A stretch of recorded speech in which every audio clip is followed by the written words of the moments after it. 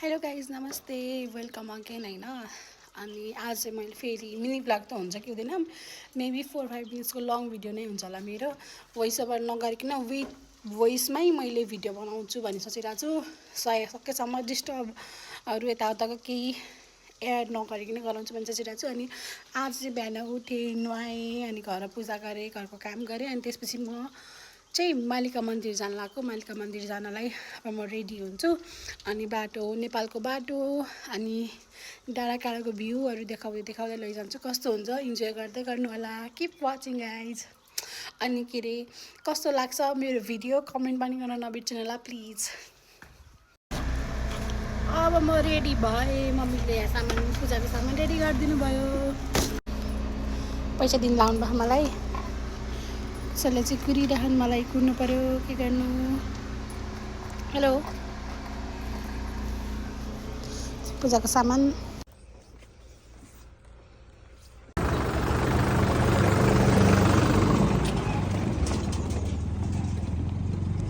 यो चाहिँ मेरो आजको लुक होइन। अनि बसन्तले मलाई हेलमेट पनि ल्याइदिन बिर्सेछ। अनि त्यही भएर चिसो हुन्छ भने टाउकोमा सल बाँधेर कपाल पनि बाँच्यो, मुख चाहिँ मास्क लगाएर बाँच्यो, यो चाहिँ चस्मा भइहाल्यो। आजको यो मेरो लुक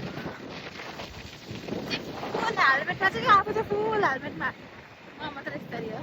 त्यही पनि okay, it's okay, it's okay. Hello क्युटिजहरू, हामी चाहिँ कहाँ आयौँ थाहा छैन है मलाई। त्यही पनि भिडियो बनाएको कस्तो दामी ठाउँ रहेछ नि। यहाँबाट यस्तो दामी भिडियो देखिँदो रहेछ नि, त्यही भएर बनाएको। खै गाइजहरू भन्ने घरिघरि गाइज कति गाइज भनेको भन्दै अनि बसन्तले मलाई गाली गरिसकेँ। साथीहरूलाई हेर्नुहोस् कस्तो दामी भ्यू छ। घरहरू त्यो पनि होइन अझ टिपिकल घरहरू त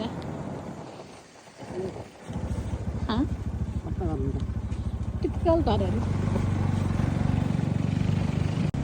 हाम्रो बाटो चाहिँ कतै पिच कतै अफरोड पनि यस्तो धेरै नै अफरोड। अनि त्यसपछि धुलो पनि यस्तो लास्टै धुलो थियो कि बाटो चाहिँ धन्न हामी पुग्यौँ। भगवान्को मन्दिर जाँदै थियौँ नि त, त्यही भएर हामी चाहिँ सक्सेसफुल्ली नै पुग्यौँ भनौँ न।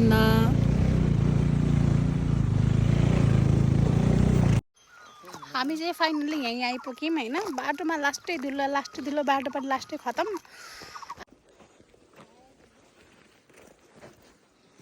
हामी चाहिँ मन्दिरमा आइपुग्यौँ ठ्याक्क चाहिँ। अनि गेटनिर सर्पो रहेछ। अनि नाग भगवान्को दर्शन भयो भनी सोच्यौँ। गाइज कस्तो दामी घोडा हेर्नु न, घोडा हेर कस्तो दामी।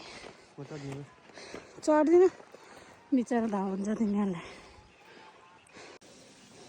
यहाँ चाहिँ हामीले राख्यो। अनि हामी त्यसरी जाँदैछौँ मन्दिरमा। यो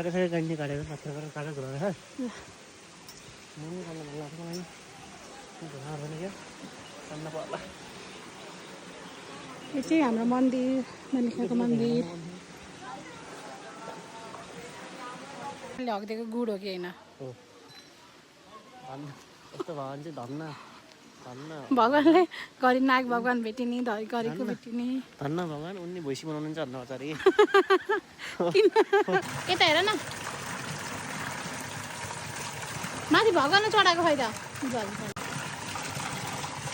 0.5 हो।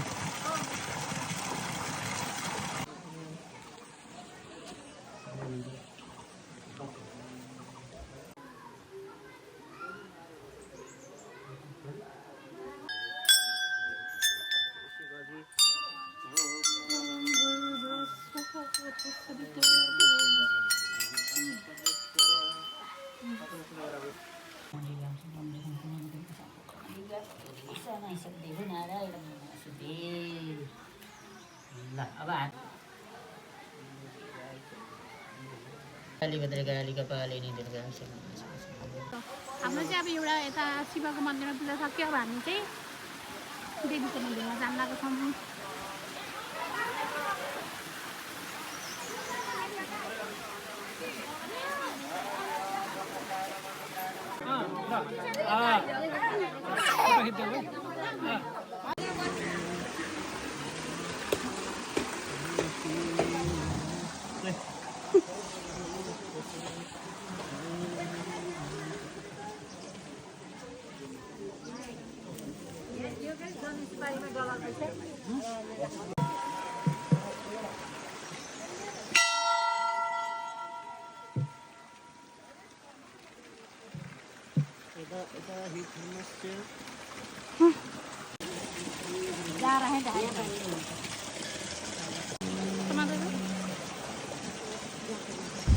अनि मालिकामा चाहिँ आफ्नो विसहरू आफ्नो इच्छा कामनाहरू माग्दाखेरि चाहिँ होइन पुरा हुनको लागि चाहिँ भगवान्लाई नजिकै गएर ठुलो स्वरमा आफ्नो इच्छा कामनाहरू भन्यो भने चाहिँ पुरा हुन्छ भन्ने चलन छ है। अनि पूजा गरेर भ्याएर हामी चाहिँ अनि परिवारलाई दाना दिन गयौँ। अनि चाहिँ मेरो विस पुरा भएको थियो अनि त्यही भएर मैले त्यहीँबाट एकचोटि परिवार किनेर पूजा गरेर अनि थ्याङ्क यू भगवान् भनेर उडाइदिएँ। अनि त्यसपछि चाहिँ हामीले नरिवल फोड्न आयौँ। बसन्तले चाहिँ नरिवल फोडे। नरिवल फोडिसकेपछि चाहिँ हामीले बाँकी रहेको अगरबत्ती अनि बातीहरू सबै बाल्यौँ ओर्यौँ अनि पूजा सक्यो। अब चाहिँ हामीले पूजा गऱ्यौँ सक्यौँ। अब हामी फर्किन लाग्यो। हाम्रो पूजा भ्याइयो। ल बाई बाई। अब बाटोको भिडियो चाहिँ गराउँदैनौँ। अब हामी अब कतै गएर बनाउन सक्छौँ सक्दैनौँ थाहा छैन। या एन्ड गर्न पनि सक्छौँ चेन्ज गर्न सक्छौँ। हेरौँ के हुन्छ। एन्डिङ चाहिँ गर्छु मैले आफै एन्डिङ गर्छु एन्डिङ गरेर राख्छु। अब चाहिँ हामी यहाँबाट रिटर्न हुन लाग्यो। ज्याकेट लाउनु थाल्यो बसन्तले मैले पनि ज्याकेट लाउँछु ल गाइज। किन त्यही हो गाइज आजको लागि यति नै। आजको भिडियो कस्तो लाग्यो कमेन्टमा भन्न नबिर्सिनु होला। अनि मालिका भगवानको दर्शन हजुरले भिडियोबाट भए पनि गर्नु होला। मालिका भगवानले सबैको रक्षा गर्नुहोस् भन्दै आजको भिडियो यहीँ एन्ड गर्छु। Thank you so much guys. Love you all.